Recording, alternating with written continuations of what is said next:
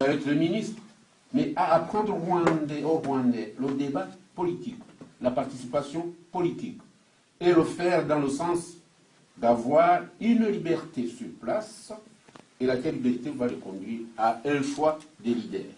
Mais vous avez des troupes, vous avez un parti, ces jeunes, on ne les voit pas beaucoup.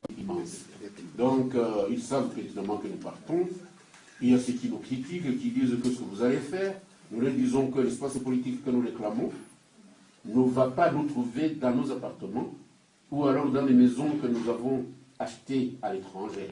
Il faut être sur place. Cet espace appartient au peuple rwandais et le peuple rwandais se trouve au Rwanda. Et si nous voudrions être des leaders, il faudrait que ces leaders soient avec le peuple et non pas vivre dans les pays étrangers. Mais il y a d'autres avant vous qui ont essayé déjà, comme Mme Ingabire, comme Franck Habineza, ils n'ont pas eu de la chance. Hein. Oui, Franck Habineza, son parti n'a pas été enregistré. Son vice-président a été assassiné, c'est vrai. Ingabire se trouve en prison, tout comme nous l'avons dit, Mouchaïdi également est en prison. Et alors, votre question, c'est de dire, écoutez, vous ne risquez pas d'être mis en prison. Nous voudrions qu'il y ait un changement au Rwanda. Mais si on nous dit que pour qu'il n'y ait pas de changement, nous allons vous tuer, nous sommes d'accord même pour être tués, franchement. Mais il faut absolument qu'il y ait un changement. Nous ne pouvons pas toujours vivre dans la peur continuellement. On va vous mettre en prison, on va vous assassiner. Stop. Basta, comme disent les Italiens.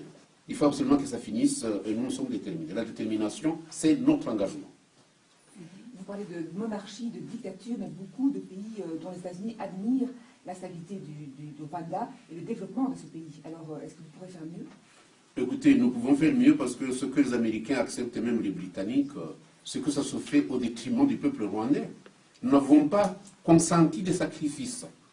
Dans les années 90 ou 90 jusqu'à aujourd'hui, pour qu'il y ait quelqu'un qui est soutenu par les Américains. Les Américains devraient savoir que le Rwanda appartient aux Rwandais et n'appartient pas à leur consul ou proconsul. Donc il faut absolument qu'il y ait un changement. Le développement dont il parle, les buildings, les quartiers, tout ça, les routes qui sont nettoyées, ce n'est pas notre affaire. Notre affaire, c'est le peuple rwandais qui se trouve dans les milieux ruraux, où les enfants ne peuvent pas étudier, où les gens ne peuvent pas être soignés, où les gens, comme on vient de le dire, ne mangent pas les faim. Mais ce n'est pas avoir des belles voitures.